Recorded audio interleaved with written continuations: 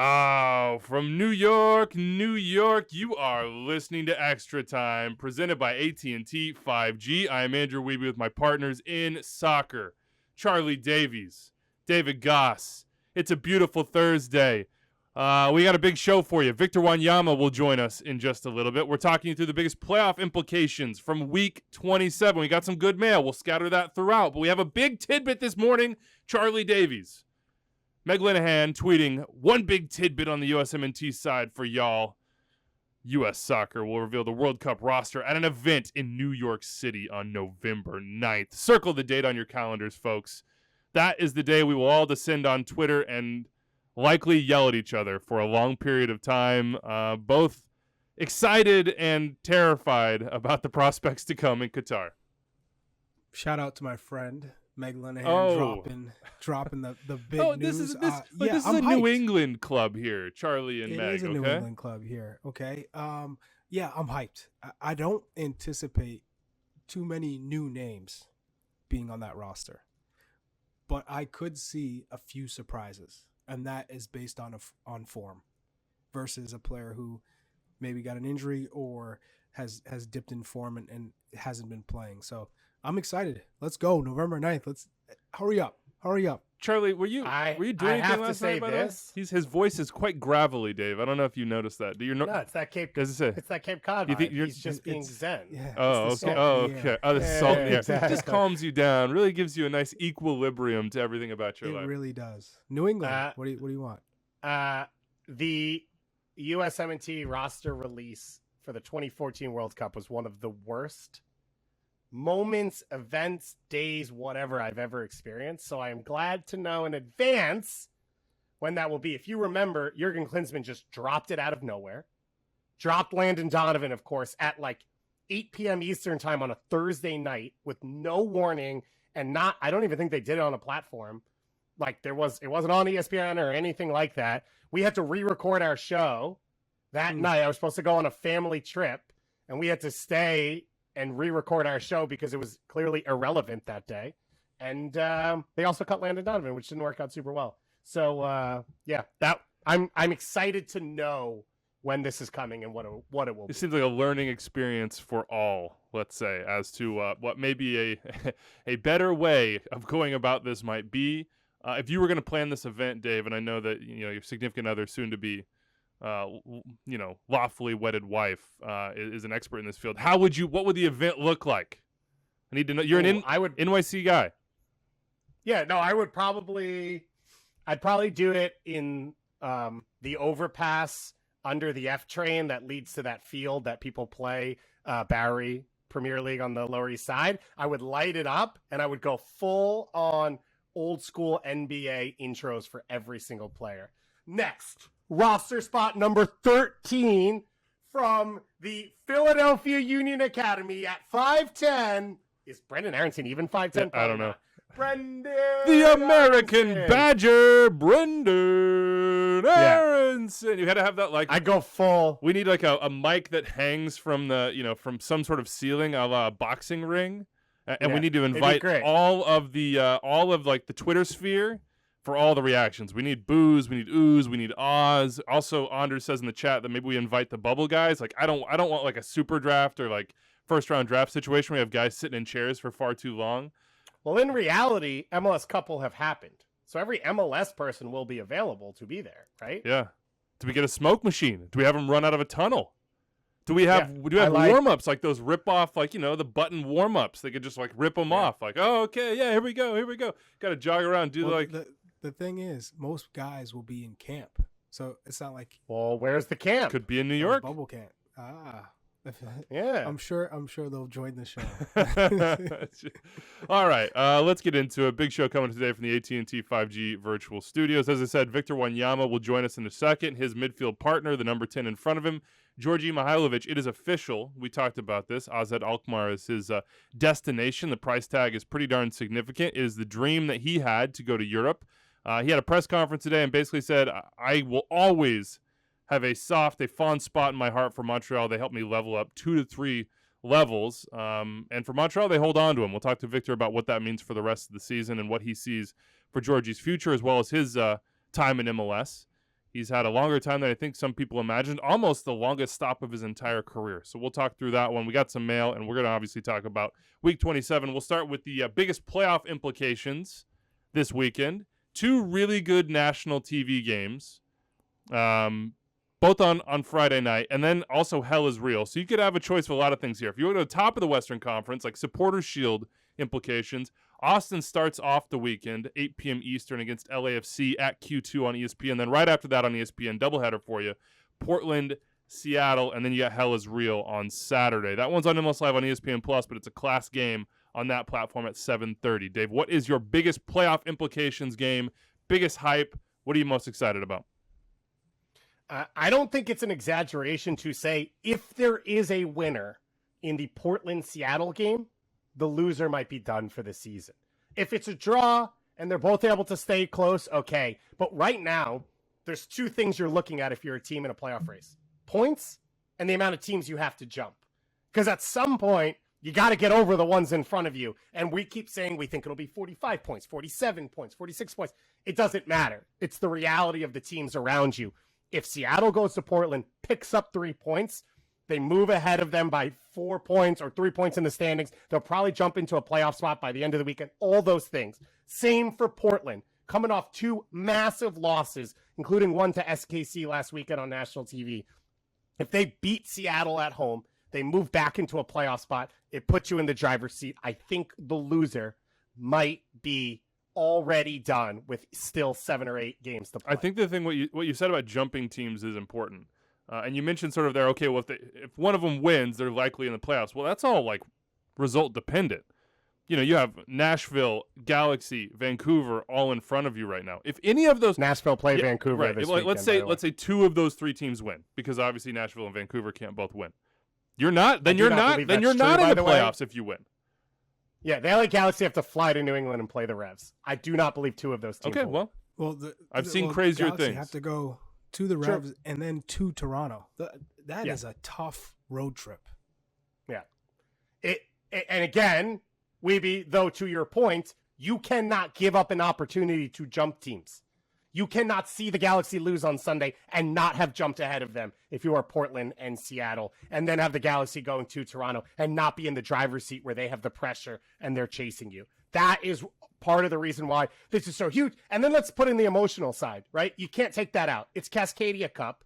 It is as big a game as they've played now in a while because of the importance for both their teams, and they're both coming off really weird periods. I think the Roldan injury has been huge this week. Failing to close out against the Galaxy last week. Seattle is in a precarious situation. And for Portland, 11 unbeaten, and then to go and just get waxed off the field in Toronto, and then go down and not put together a competitive showing in KC, they are in a spot where if they don't perform against their rival in this game, you really have to wonder where the confidence would come from to make a playoff. We talked to Ryan Clark, who's the Oregonian beat writer on the Power Rankings show on Tuesday. Doyle and I, you can listen to that on MLS Today podcast feed as well as MLS Today, obviously. That's been a great show this week. I believe you're getting Gianluca Busio tomorrow, Dave. Is that the case? For next week. Okay, yeah. well. And we're going to have an Austin player on to preview see, that. there you go. Subscribe. MLS Today, the podcast feed. But basically, Ryan Clark and Chris Reifer, who I think a lot of people around the MLS sphere and certainly in Portland, they know, they're sort of on this, they're sort of banging the drum that, like, this is it. If they don't do it at home against Seattle, and there's a track record here of the away team winning in Cascadia over the last, 5-6 years, they're both saying this is done, and they got a better read on this than I do. Like, I'm way across the country. The Timbers haven't occupied my every thought for the course of this season, as many Timbers supporters would agree, I'm sure, as they have on Twitter and in the mailbag before. But it seems sort of crazy to me to say that, but we're starting to get to that part of the year where, like, if you can't put it together now and you can't win pressure games now or meet sort of the moment, what sign is there that you're going to meet the moment? And when I look at Seattle, I thought Jeremiah Osham put together some really good stats on his side. For Seattle, I really do think it just basically comes down to, like, Rui Diaz and Morris. Their production from their elite attacking players this year has been significantly below what you'd expect, and there's a lot of factors to that, and injuries are obviously a big one. But they're now going to have to do that without sort of like chance creation hub Christian Roldan, who's now out for 4 to 6 weeks, which we haven't talked about, but sort of just like snuck into the Twitter news cycle and didn't get as much run as we wanted to. I mean, Charlie, that's not just for the Sounders. That's for a World Cup roster. There's big implications there. But, like, to get over this hump for Seattle in a position they might be used to, having to, like, really turn it on late in the year, but to do it without Roldan, that's a different challenge entirely.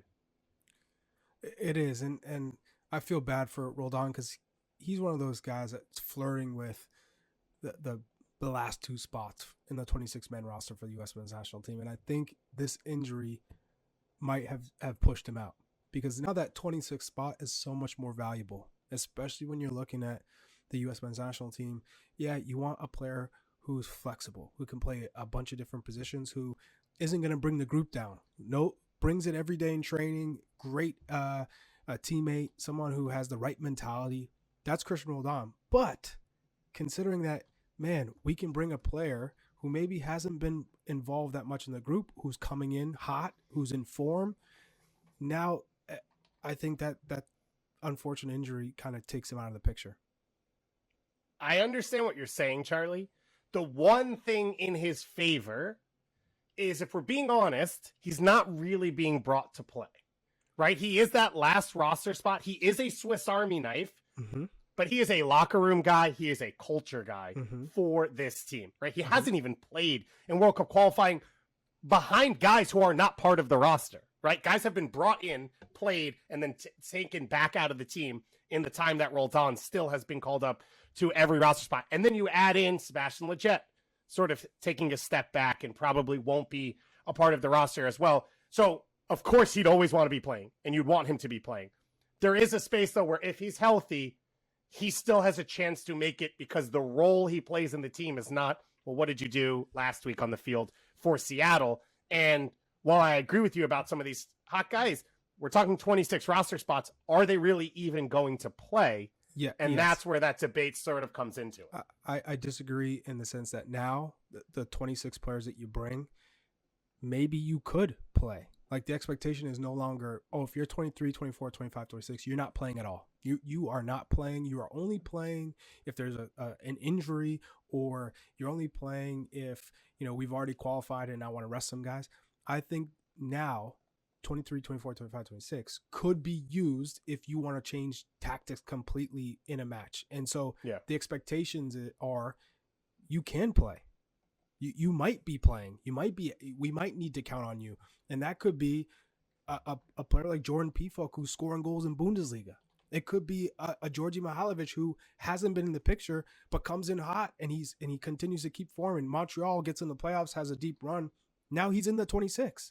So it goes from you're not going to play to, actually, we want everyone who's going to be coming into this camp who's in form and who's fit.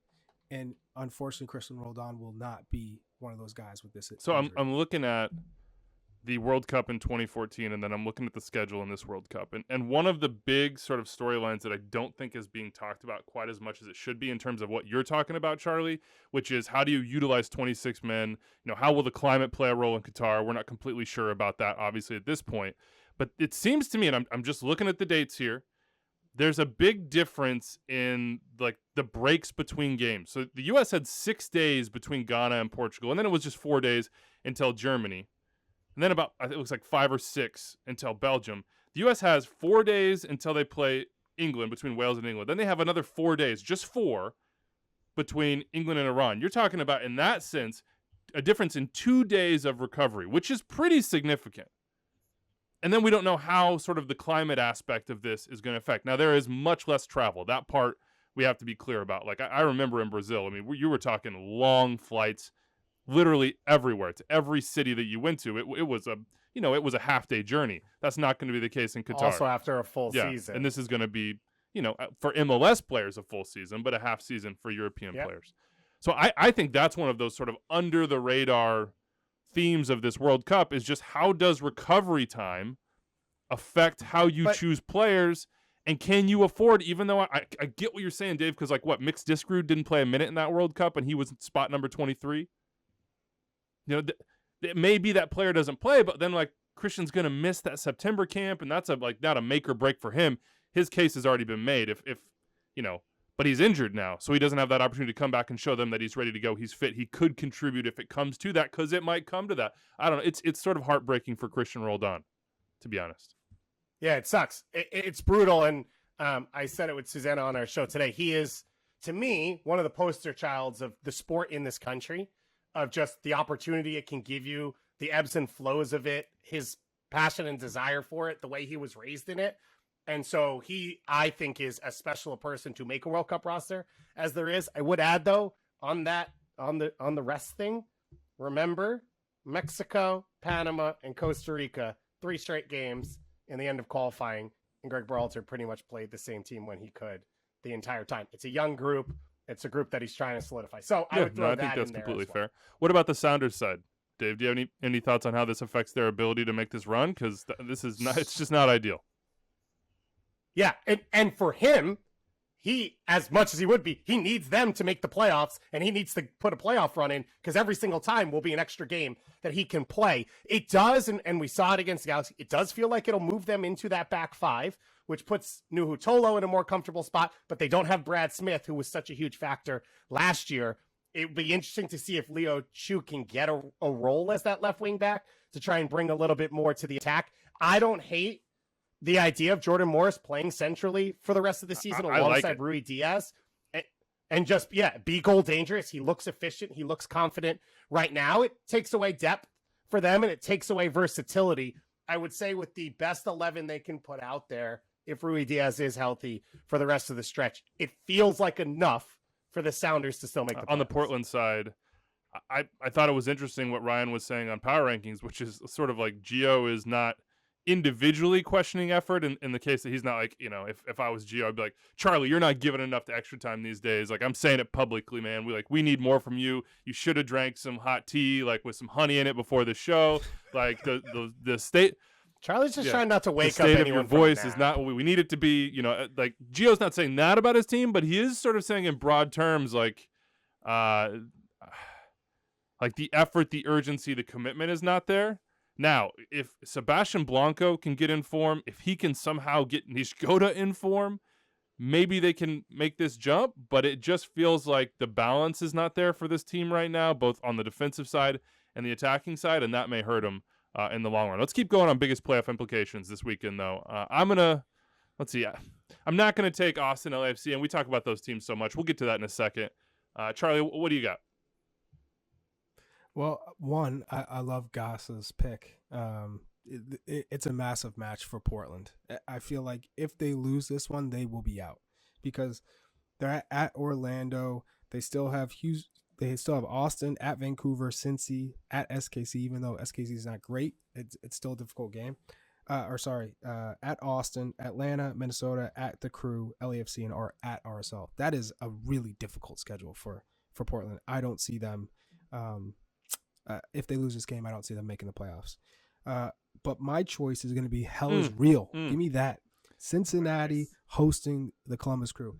I feel that if Cincinnati lose this game, it's not going to be. It's not going to look good. Now you got half of Portland's gravestone chiseled. It seems like right now. Are you halfway through chiseling Cincinnati's and just waiting to see if they drop this one at home? No, I mean, it's a very difficult schedule in the way that Charlotte is competing for a playoff spot. They are, and I don't think they get in either. And so they're at 32 points. They play them following the Crew, but then they're at New York City FC. They have San Jose, who's still trying to figure it out. RSL, who's desperate too, and they have a really difficult schedule. So that's a game that RSL needs to get a result. At Seattle, and then they're home to Chicago and then they're at DC. So it's not impossible for Cincy to lose this game and get in, but I think it's really important that they get a result in this match. They cannot afford to lose this game because TFC is going to be coming in hot. I think the Revs still have a shot to get in. Orlando is going to drop off.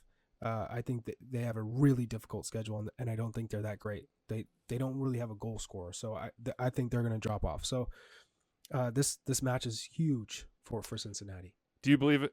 Yeah. As well as the Crew. This just occurred to me, and maybe it's inappropriate. Do you believe in hell? Is hell real? You know what? I was not a big fan of this. I was BC really I was Eagle like, over here. this He's is. under pressure. I was like this is kind of whack. But actually going to Cincinnati and then going to Columbus and seeing both the fan bases, the new stadiums, I'm bought in. I am bought in. Cincinnati's stadium is fantastic. It is incredible. Same with the Crew, but Cincinnati, I'm like, man, I am bought into the fan base, the culture there, the mentality, the stadium. Everybody was like friendly, and I like their team. I like the way they play, and I think with Matt Miazga, that's a huge upgrade in the back line considering where they were. They needed that piece to really compete for the Eastern Conference. Let me ask you this, both of you: Mm-hmm. would you on your team, Lucho or Zelarayan? Lucho or Zelarayan? You know what? That's a good one. Lucho or Zelarayan? God, I don't know, man. Anders, I'm give me like, an age in the chat. 'Cause I got have no idea because like part of me is like, okay, well, Part of me is a no-brainer. Yeah, agreed. Zelarayan. But then yeah, I'm like, I think that's the first instinct. yeah, the first instinct is no-brainer Zelarayan. But then you like, when he does get on the ball, Lucho is pretty special. When he's motivated and because I think he's very moody as a number 10. When he's in a great mood, always getting on the ball, he's connecting passes, and he can dribble, he can score. But when he's not in a good mood, he doesn't defend. He's super lazy, doesn't get involved, doesn't work for the team, and I think Zelarayan. You talking about Zelarayan or Lucho right now? I mean, both of them, but I think Lucho is higher. It kind of on depends on how your team is built, and I think the cool thing about this game is that, and rightfully so, like you don't get Zelarayan and then build a team that would be best for Lucho and vice versa, right? Is that both teams sort of feel like they're built around that sort of player and maximizing their abilities. Like I don't know that Zelarayan with two forwards running in front of him and sort of occupying the space that maybe he likes to get into himself is the best mix. Whereas Lucho, it is because he wants to receive the ball in midfield and get on the half turn and face up and have multiple runners in front of him, including those outside backs and the forwards. That's what he has, and he's been crazy productive doing it this year. I mean, like his chance creation numbers are absolutely top in the league. What's crazy though, Charlie, is I compared him to Carlos Gil last year, and Carlos Gil in 2021 like blows that out of the water. That's how good he was. But so it's built the right. Carlos Gil's I know he is. competitive with him this year, and he's not. I know, and he doesn't have anybody around him. Year. Carlos Gil is a genius. That's what we're trying to say here, and Lucho's pretty close to him as well. Whereas Zelarayan's more of like in that goal scoring mode, like finding him in pockets to drive at goal himself. Yeah, like Driussi. So the nice thing is that both are in teams that have rightfully so built around them. It's funny, Charlie, you took Is Hell Real a different way than I was intending it. I liked it too. And I don't personally believe in the afterlife. I hope that doesn't bite me in the future. But here we are. I'll be going with the actual derby. Charlie was avoiding theology. I'll be landing the cold hard to ground keep his someday, head probably down. wearing an MLS crest over my heart or something like that. Here's a question from Kyle Muir. Cucho nailed on for newcomer of the year? ? Doyle had Cucho as the newcomer of the year in his recent column. Do we think this is just straight up Cucho's? Like one of the biggest reasons to watch this game is the forward play. Brenner and Vasquez are two of the absolute best in the league this year. And if you're saying Brenner, like watch this dude play. He is absolutely incredible. And obviously Cucho has, as we said on the last show, and as some of us have said for a long time, has like 2017 prime Joseph potential in him. Is he bang on? Like he's got to be the dude, or is there somebody else who can challenge him? Well, you didn't even name anybody else. Oh, that's your job. I'm throwing it at you. It's really not. It's really not out there. The people. Most of the players came last summer, right? Came late, and so they're. I mean, you're talking about Mikel Ur. Like, there's not. No. Yeah. So, there's not obvious players that are. Which is defender that's my of the point. years. That's my point. Yeah, Nwabodo's been great. No, it's not going to be a D mid. Kubas has been great. It's not going to be a D mid. And there's no really obvious. Taxi Fountas could be, but they're just DC's just so mired in misery that. And there's a pretty good chance Cucho ends the year on more goals than Taxi anyway. Georgi Petrovic is one, but again, not enough time, and a goalkeeper is not going to win it over a goal scorer. So yes, I think he is the All right right. way. That's fair enough. Fair enough. All right, I'll hit my games. Anything else you guys have from this one? Anything, Dave, that you're feeling or thinking about? Brandon Vasquez, by the way, announced his new deal this morning with Cincinnati. We've talked about that a bunch, but smart business for everybody involved, it seems. I would say this is obviously one of those contrasting styles matchups as well. So who does it fall for? And I think we're still going to figure out where Miazga fits in, and not is he a starter, but who are the pieces around him? I think that's the question mark for FC Cincinnati. Do we know where Vasquez's contract falls within the roster? It's not a DP, obviously. So right. it's TAM. I would be guessing TAM in some sense. I think we talked about like off the players' union numbers. He was making like 300 or so. Making 300. So you would think that. This has got to be at least. Yeah, I was gonna say you would think right? that at least like a 200% raise is in line there, especially given what the long-term strategy there has to be. And he said on our show, and it's no surprise. He said to you as well, like I know where I want to go. I do wonder if it is close to the Cannon deal where it's a heavy escalator with the push to sell, right? Like you're going to give him the raise now because he's earned it.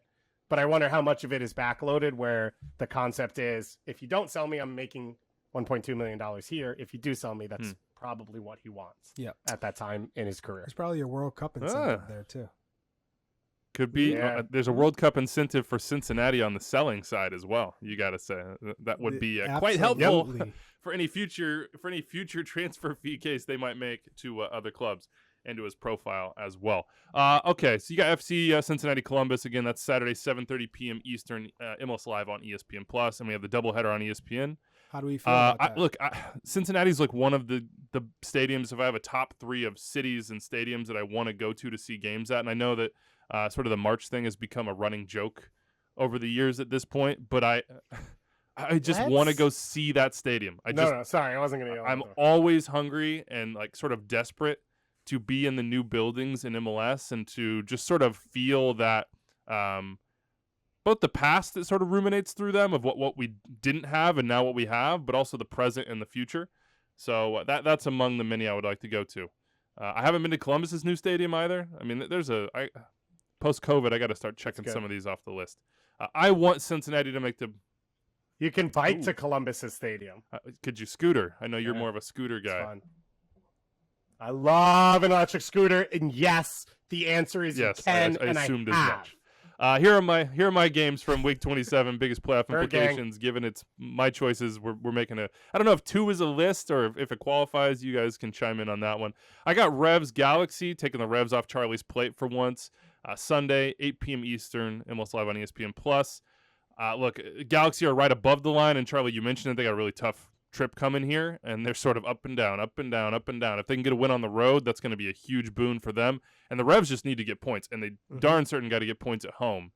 Let's take this opportunity to talk Uruguay national team defender Martin Caceres, who's in for the Galaxy, it seems, through the end of the season with an option for 2023. He needed a place to prep before going to the World Cup with Uruguay, and he chose, surprise, he chose to do it in Los Angeles. Like, it seems like people like Southern California. Galaxy had to trade a $50K for an international slot. How much does this matter? How much does it help the Galaxy? It helps a whole lot, because how many times have we said the back line for the Galaxy is absolute rubbish? And so now you're getting a full international for Uruguay who's preparing for World Cup, so he has to be fit and he has to be sharp. He's going to take this serious. And on top of that, he can play left center back or he can play left back. This is a big-time player. This is a player with a lot of experience. We've seen what Chiellini does for LAFC, and obviously we knew coming into it he was not going to be able to play consistently week to week. Martin Caceres, the expectation is. So I think for Galaxy, this is a great move, and there's no commitment after this year, which is even better for them. They're not locked into some long-term deal. This is really hey, come here, perform, help us get into the playoffs, and then we'll set you up for a World Cup. And maybe, who knows, after that we can talk about a prolonging a contract or an extension. But I think for them, they needed help defensively. This will be a big help for them. Well, they actually got the option for next year, so the number's already locked in. So if he plays well and plays at the World Cup, the Galaxy are already set, which is huge for them. And obviously not being locked into permanent deal is big. I don't know if he's the guy And I don't say that in a question on him. He started in La Liga for half the year last year. He started in Serie A. He's obviously been a legend when playing over the last 15 years. I can promise you that. It cannot be worse. 100%. At this point, with the roster with the window closing, this was the best move they could make. I don't know if it will work, but there was nothing else they could do. It does open up the idea of, well, if the Galaxy ID'd this as a need, why didn't they deal with it when the window was open with someone else? That is a question that will be asked of them, and we've been asking it for a while. The other thing I'd throw in is if he plays well or plays fine, it also opens up a possibility of playing that 5 in the back, which we've talked about a lot. And the biggest drawback has been, well, who are the 3 center backs?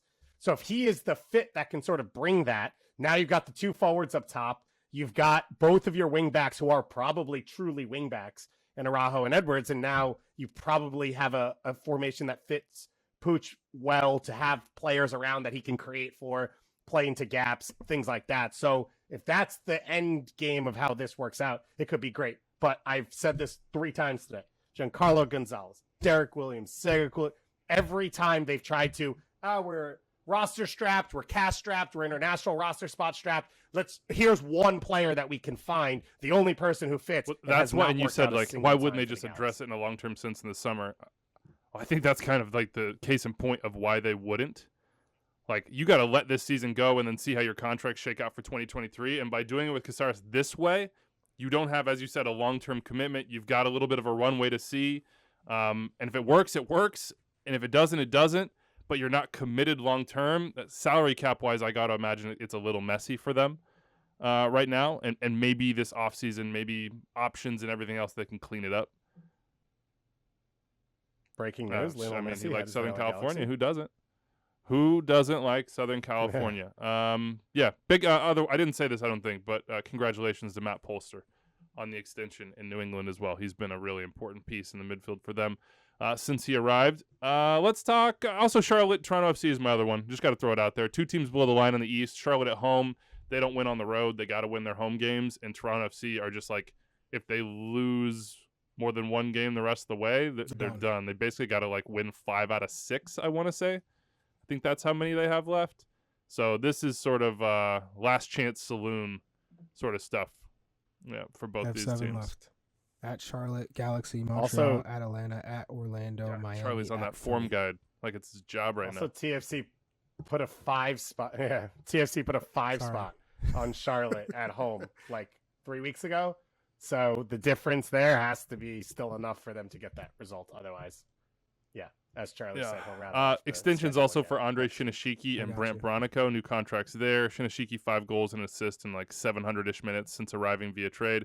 And then Bronico's been one of the low-key highlights of the season, like signing-wise, for any MLS team, not just for Charlotte. But it kind of says something about the like talent level when these 2 guys, in all respect due to them, are like at or among the very, very best performers for Charlotte this year. They haven't got enough out of the Polish winger DP that they signed, Józwiak. They have had moments from Swiderski, really creative midfield, like attacking midfield wise, just hasn't worked for them. So they got an off season where they got to revamp, they got to reload a little bit and see who works, who doesn't, and who they can go out and get. All right, we're letting Goss go, but he'll be back for the Victor Wanyama interview. It doesn't make any sense. It's the way taping timing goes, everybody. But just know he's leaving for a good reason. That's to go talk to Gianluca Busio for MLS Today. Next week, again, go subscribe wherever you listen to podcasts or listen at 11 a.m. Eastern on Twitter Spaces. Let's talk national TV, Charlie. We sort of poo-pooed, went past Austin LAFC, but that is a hell of a game. 8 p.m. Eastern, ESPN, Friday night. You cannot miss MLS on Friday night. Clear the schedule. Buy whatever snacks you like. Hit that takeout. Get something in the crock pot. That probably ages me, makes me sound old, but whatever. ESPN doubleheader starting at 8 p.m. Eastern. Austin FC, LAFC. As always, there's a ton to talk about with LAFC because transfers just keep flying. Brian Rodriguez to Club America is official. Word out there is that it's $6 million plus a 20% sell-on. Charlie, what do you think? Is this a good move for LAFC? It is not. It is a loss on transfer fee. It is a loss. But it's probably a gain as far as their team goes. It's a good move for LAFC considering they weren't getting the production they had hoped they'd get from Brian Rodriguez, and just he seemed unsettled. He wanted to go. He wanted to go. If you have a player who wants to leave, then you got to make the most of it. And I think LAFC and John Thornton in particular did a good job of recouping everything that they could. The thing I would say, and people have been complaining a lot about LAFC and be like, well, where do these DP spots come from? How do they have the TAM? What about international spots? So obviously that's all going through the league office. Obviously it's all above board. Otherwise they wouldn't be able to do it. They just took I think it was 11.5 million initial reported transfer fee, Charlie.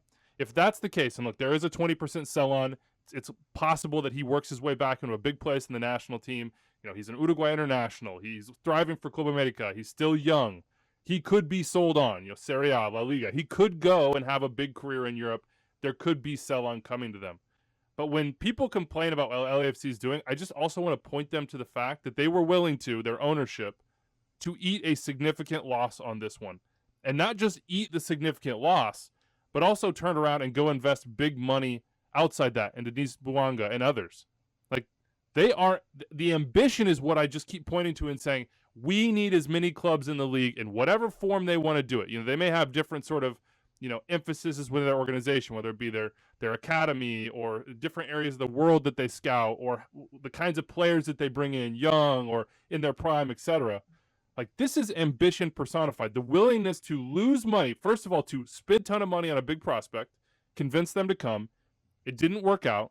It has worked out with others, Diego Rossi being one, Cifuentes being another that you see right now, Diego Palacios. And to say, you know what, we got to cut our losses. He doesn't want to be here. We're not going to hold on to him just because we spent 11.5. We're going to sell this dude at a loss, accept that, and turn around and go spend more money trying to make our team better. People have been complaining about LAFC. To me, that's jealousy. To me, we need all 29 and counting, 29 includes St. Louis, teams in this league to emulate this sort of ambition and this willingness to do what it takes to invest what's needed, to have a coherent plan as to how to get that done under the cap and otherwise. And when I say otherwise, I mean within your academy and your recruitment and everything else, because not everything is about just that salary number, to be the best possible team that you can be. And now maybe they bring in Christian Teo. It just doesn't stop for them. It shouldn't stop for anybody. Big game. Austin at home against LAFC. This game has goals in it. Austin is pretty open. There are moments that you can get at them, and we know what LAFC can do. I'm curious to see who will be available for LAFC, how much of Gareth Bale we might see, how much of Chiellini we might see, but they don't need those two guys. We know that, and they're trying to bounce back off a loss to San Jose, back on the road again for them as they chase the Shield and the number one overall spot in the playoffs, which probably matters more because that's home field advantage throughout. Atlanta, D.C. is another national TV game, Sunday, 4 p.m. Eastern, Univision, TUDN, and Twitter. A couple of reports here. One from Stephen Goff at the Washington Post. Christian Benteke's visa situation continues to play out. DC United are hopeful of a Friday or Saturday arrival and a possible MLS debut on Sunday in Atlanta. I mean, that's a pretty quick turnaround. That's like Zlatan-esque, arrive and get on the field. So that's a big storyline to watch for DC, who need any positivity that they can get. And then Pablo Maurer reporting with Sam Stejskal. DC are within striking distance of sending academy product Moses Nijman to the Belgian second division side, SK Beveren. Transfer fee would be involved in the neighborhood of $350K with sell-on should Beveren move him along. David Blitzer, who owns RSL, also owns Beveren. So that's an interesting note there. This game, though, is sort of Atlanta United trying to stay alive and DC trying to play for pride after they failed in that regard. The other national TV game this week in Orlando City, New York City FC, Sunday, 7:30 p.m. Eastern, FS1 Fox Deportes. I believe you and I will be on MLS After Dark immediately at the end of this one, but I want to talk Open Cup Final, which we're absolutely gutted to report that we will not be at.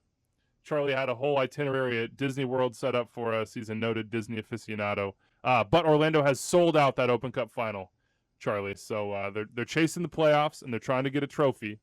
But you said earlier in the show that you don't think they're going to make the playoffs. Can you explain your skepticism of Orlando City?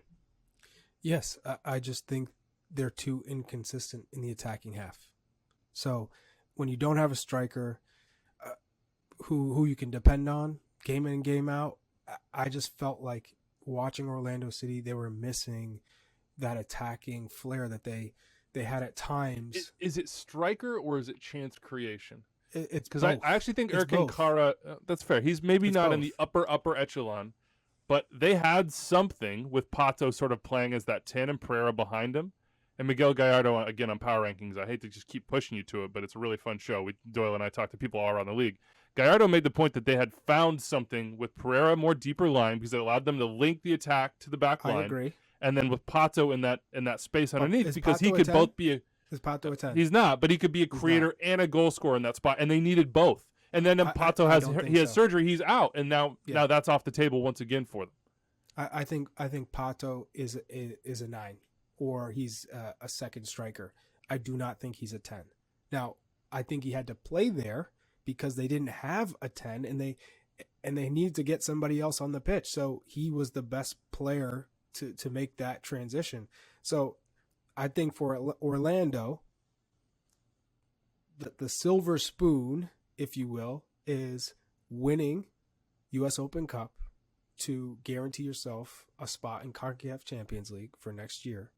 And you have to figure out what the plan is next season, because I don't think, especially with their schedule, New York City FC at home, that should be an L.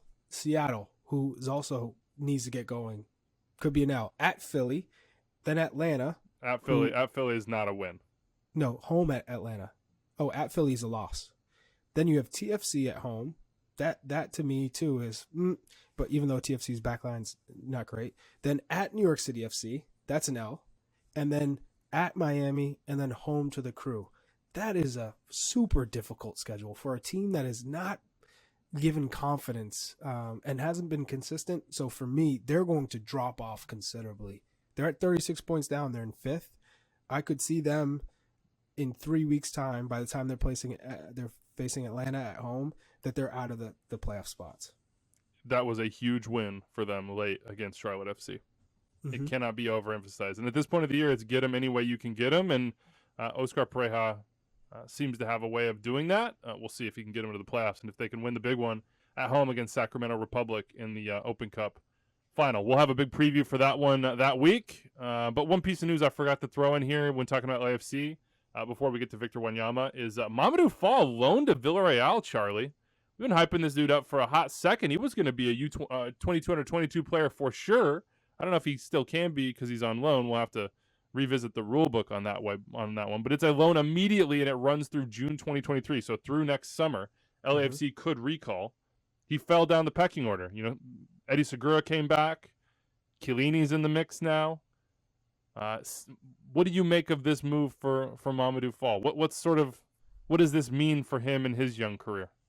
It's a great move because it's one that I would call an educational move.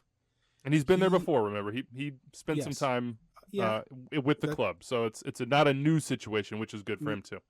But in terms of playing time, he's not going to play at LAFC. They're in win now mode. This is not for development. And for him to go over to Villarreal, that is development. That's working on tactics, working on technique.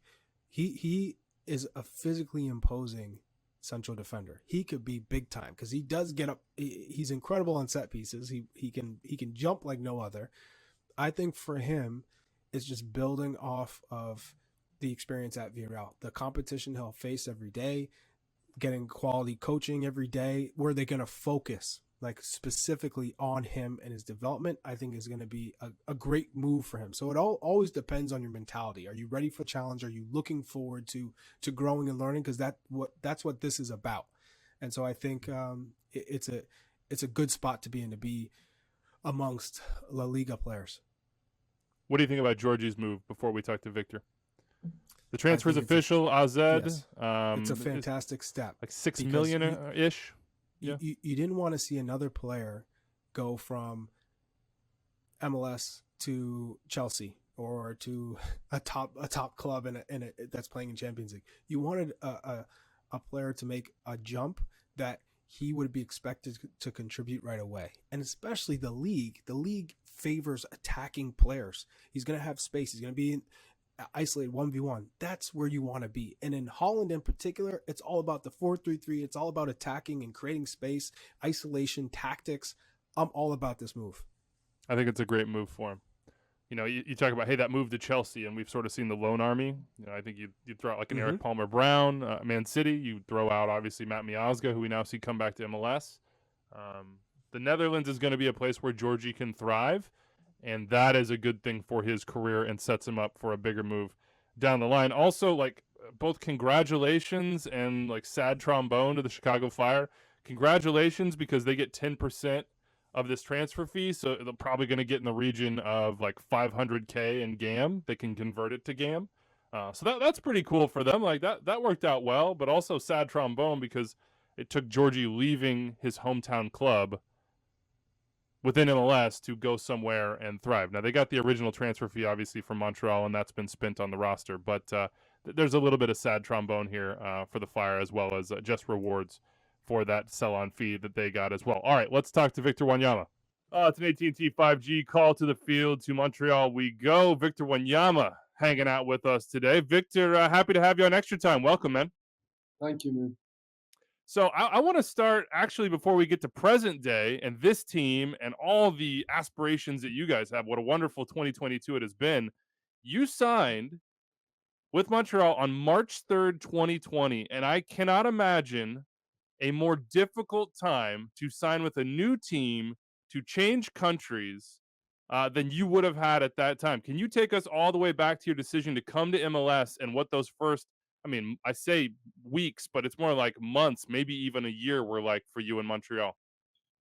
Yeah, it was an awkward one, like I had some few interested clubs in Europe, and it was tough. Like we were still like pushing hard to leave, but it was hard with the negotiation with my former club, and until the last day, uh, when they closed the window, they made it was like difficult. They made it difficult for me, and when I wanted to really move and enjoy football again, because at that period I had a few injuries and I was trying to come back, and I needed to like just get somewhere and play some football. So MLS was still open, and Thierry called me and he asked me if I could come and join the club, and I say why not, because I heard what his ambitions were, and I said okay, I'll come and be part of it. And when I arrived, also was crazy. I arrived like I just arrived like this, and after a month, we were in pandemic, so it was crazy time. What was Oh that my life like gosh. you in pandemic? In Montreal, do you have people around you? Was it just you alone? Like Were you I in a remember that time when hotel where like stuck in our apartment. It's just such a It was tough because I was still in a hotel. I was still in a hotel, and I was like, now that like this is crazy. I've just arrived here, and now like we have to stay home, and I'm in hotel. I need to find something. Like in my head, it was like I need to find something like really quick, because in hotel also you meet a lot of people and you never know as well. So I need to get a place. So I had like just like I think 2 days to find something. So I found something and I moved out after 2 days, and yeah, it was like one of the worst experience. But yeah, I had family to speak and friends uh, over the like first time on Skype. but So they kept me busy a little bit. but Victor, talk to me about TT. Thierry Henry calls you. He says, "Hey, I want you to come play for the club. You're going to be a leader, obviously, on this young club. I need you to be the heart and soul of the midfield."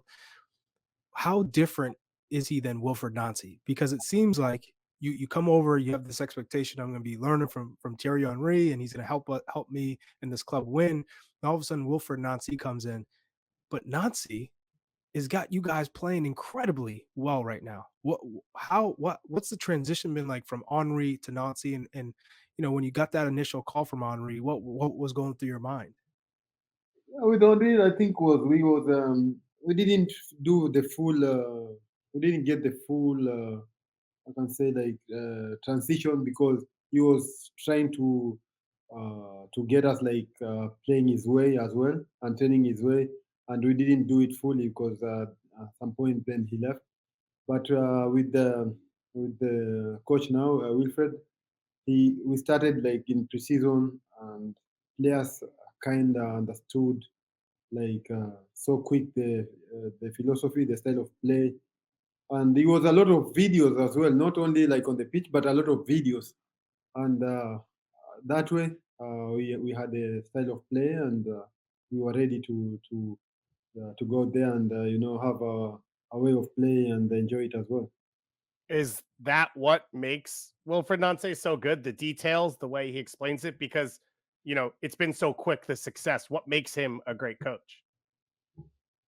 I think it's the detail, and always like he likes to rectify if there is something wrong. He likes to rectify like on the video after the game, and also like he's just hands on. Like if he sees something that he can make the team improve, he does it like really quick. So always like players knows like the demanding what he demands, and people just see him like that, but he's very demanding as well. He's a hard coach, and I think that keeps us also on our toes, and you know everyone is able to perform well. I saw you smile a little bit when you said he's a hard coach. So you had a little grin.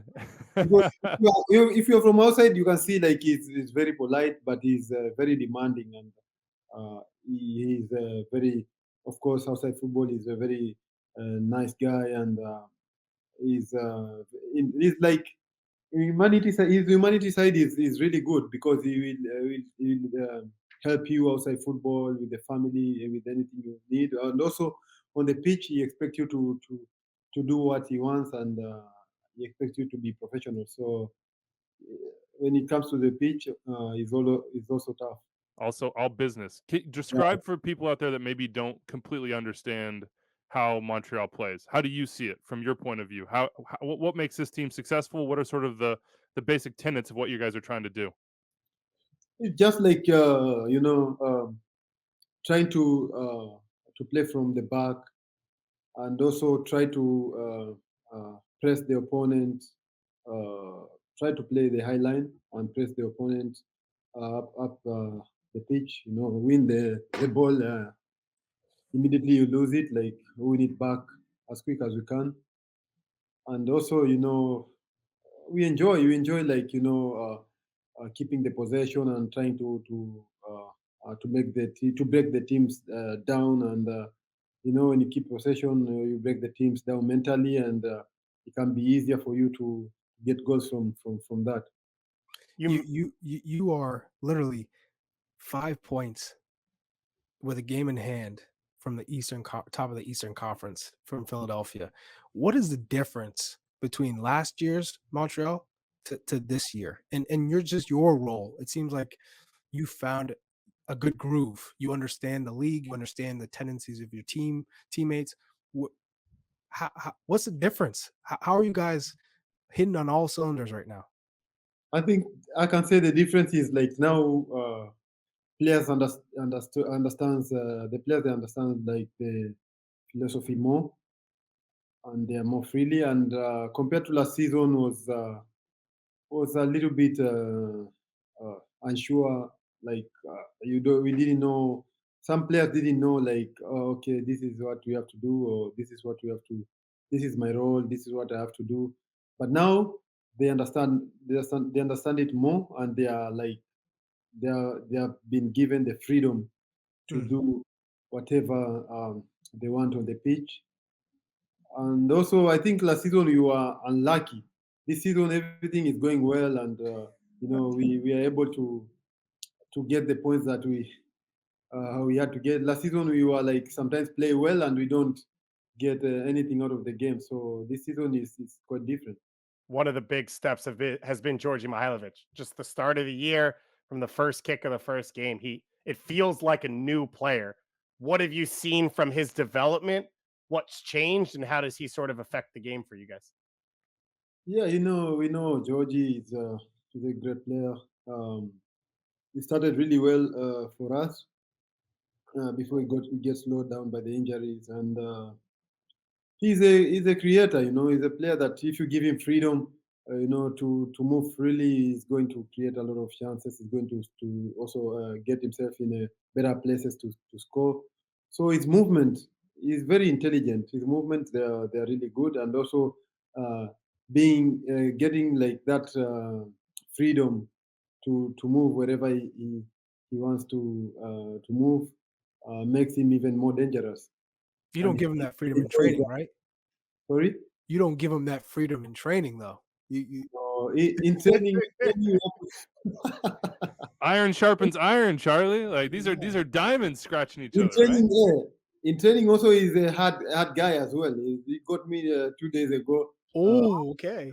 and I was not happy about it. I say, okay, I want you to start doing that in the games now, because you do that only on me in training, but in the game you have to do it again in the game. So he's a nice guy, that's the part of his game. Like he has improved a lot, like pressing and like being aggressive.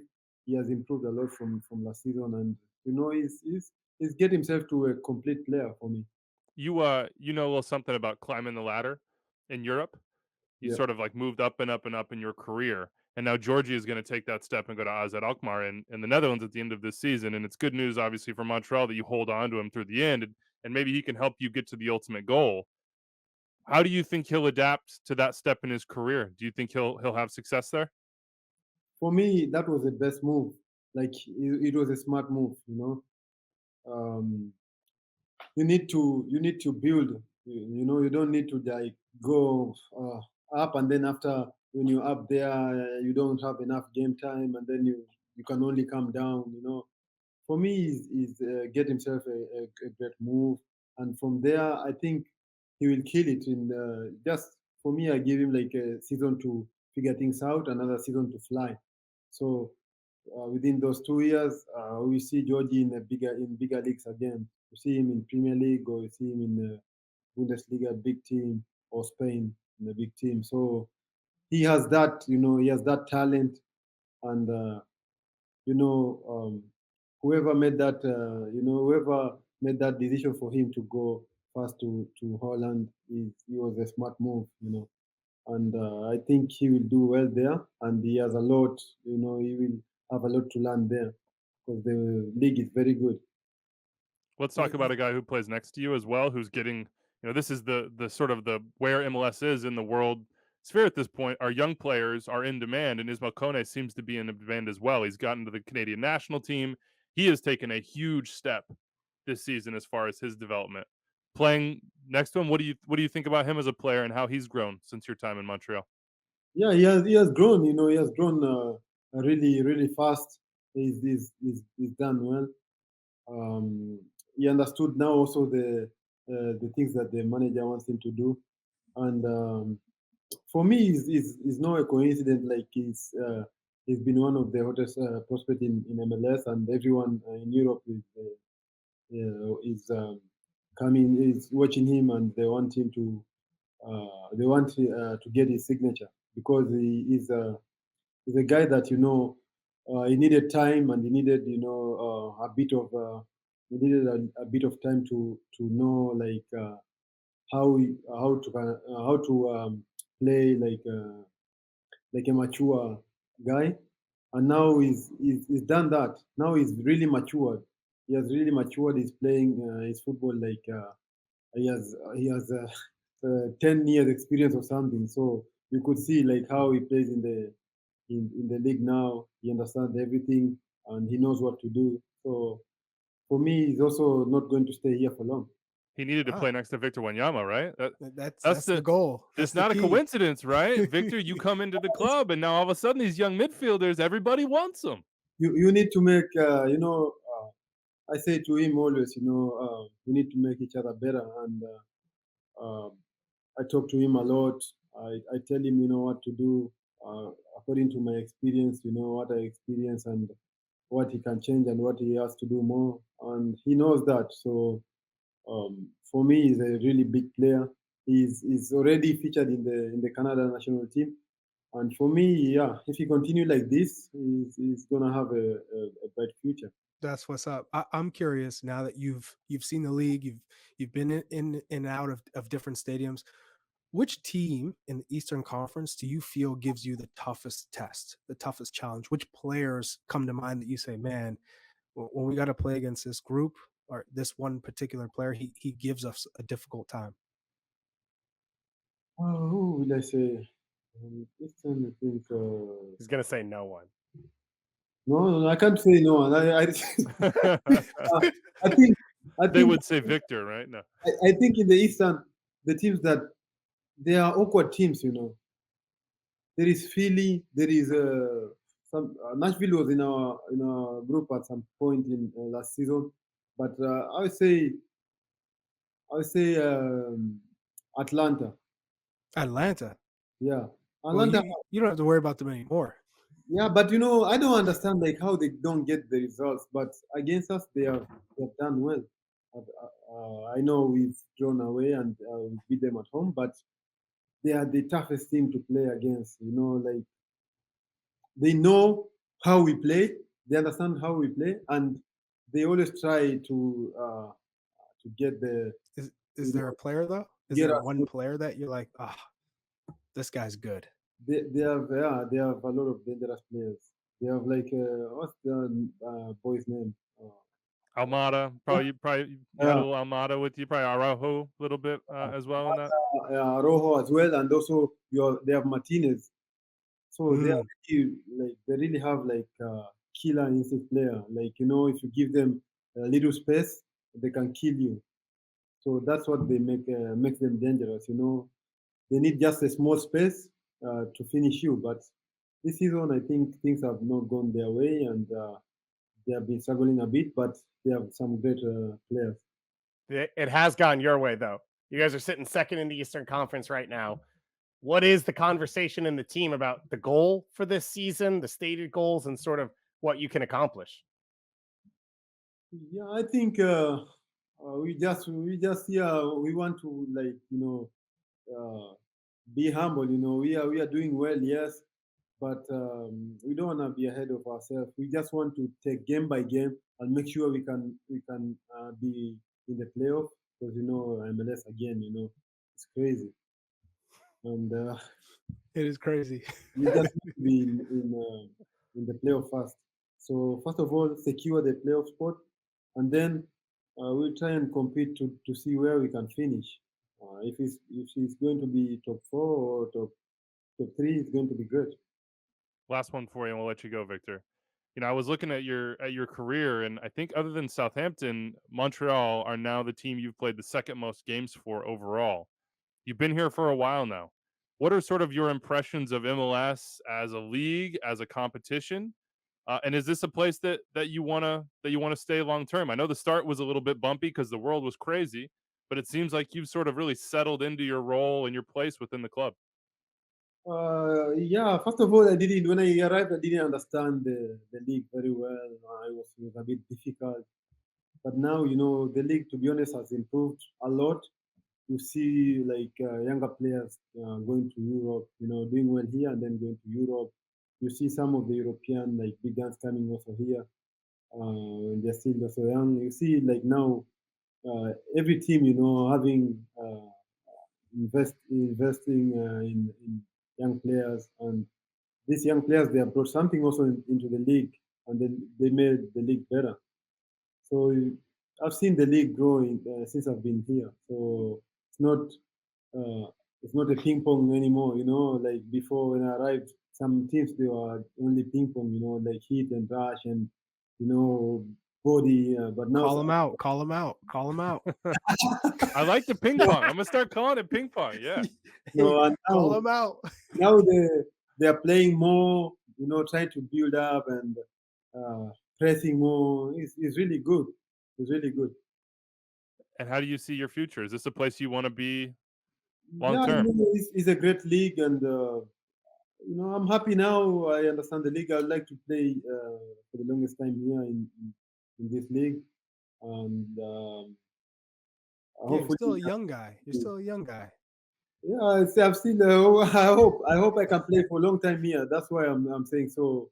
Hopefully, we stay here for long because you know the league is still growing and it can be even much better. All right. Don't get ahead of yourselves. say Victor Wanyama about the impact, or excuse me, the impact. I'm still saying that all these years later Oh my about it. God. CF Montreal. What a They're going to failure. make the playoffs. We'll see what they can do. But Victor, thank you so much for your time, man. We appreciate you. Thank guys. It's been a pleasure. Hey, all the best. Keep going. Let's go. Cheers, guys. See you. Oh boy, Charlie, it's just never going to end for me. Every time I see or think Montreal, my brain just immediately says impact. I can't break it. I probably will never be able to break it, and I accept that as my my past, current, and future reality. And I almost got to the end of that interview without doing it, and there I was, looking at the words behind Victor Wanyama's head, CF Montreal, and it just came out. Oh, well. All right, mailbag time. We'll do it real quick. Minnesota United Houston Dynamo is also on Univision Today and Twitter this weekend, Saturday, 3:30 p.m. Eastern. Have a couple questions here about the Dynamo, who we haven't talked about in a while because, honestly, they're not playoff relevant. And, their form has been super poor. Ryan Lefebvre says, how are y'all feeling about Pablo Nagamura with his first year as a head coach? What do you think, Charlie, about the first year of Pablo Nagamura?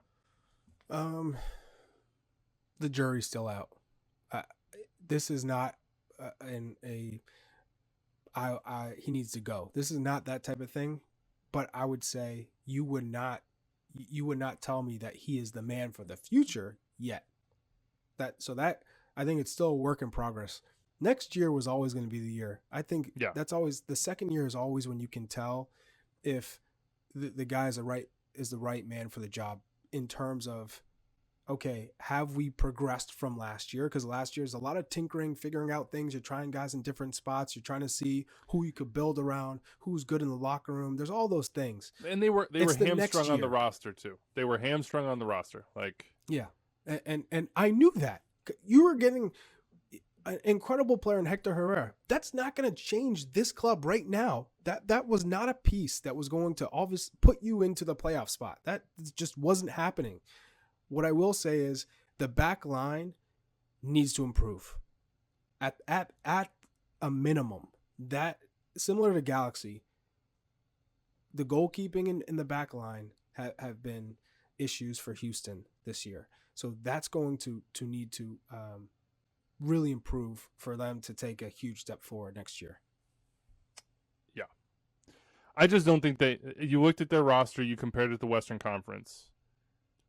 They don't have the depth of the talent across the board to compete at the same level as the elite teams that are playoff competitive now. And that's a job that falls to, I don't even think, to Paulo. He can't control that. He can only control sort of the way he has this team play, his team selection, the tactics, the environment within the locker room. How motivated the team is. Yeah. Look, Pat Onstad, and Pat knows it. And he also knows it was going to take time, that this was not a project that he was going to walk into and just have carte blanche. Just come in and be able to tear down and remake everything, the length of contracts, the slots they were taking up. Those were issues for the Dynamo that they weren't going to be able to solve in 2 transfer windows. But they have new ownership that's ambitious, that's making improvements. You're seeing improvements at the stadium. You're seeing investment in terms of Ache.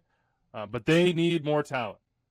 They need more talent. And I think everybody around the club knows that. And I think you're 100% correct that this year is a feeling out year. Like, to expect more was to be unrealistic. Whether it be a guy like, your best attacking player is Darwin Quintero. And he's a very good player in MLS. But that isn't a long-term future deal. You go look around the league at some of these other guys that teams are building around. There's a long-term future to that. There's an elite level that comes associated with that in every game contribution. And it's not just that guy. They are surrounded by players that can impact the game at a high level. If you look at the Houston Dynamo, how many of those players do they have? I think getting Carrasquilla long-term was absolutely big for them. Sebastian Ferreira has been okay. But again, I can't really blame him for, he's going to hit double digits, but I can't really blame him. It's not like he's surrounded by just like a chance creation machine. The back line, you're right, has been inconsistent at best. The reason why they haven't been winning games in the last 5 here is, they haven't won a game against anybody but Chicago and San Jose since Nashville way back, like 15, 16 games ago. as they don't stop people and they don't create enough chances to be able to afford that. So, yeah, it's not a great mix for 2022, but really it's about 2023 and beyond. So I know that's tough It to was hear always for about Dynamo fans, 2023. but you've been living in that reality for a while, and that's okay. Had to hit the reset button, and there's still some resets that need to be done and a lot of roster surgery that needs to be done as well.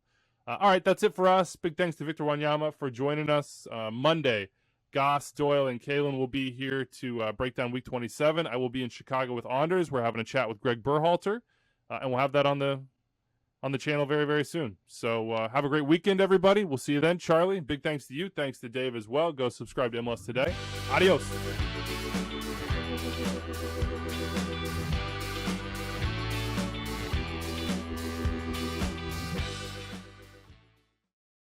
Congratulations, you made it through more than an hour of extra time. That means you love the show, and if you love the show, you probably want more episodes. Click right here for more episodes of Extra Time, and here to subscribe to the MLS YouTube channel. Thanks for following along.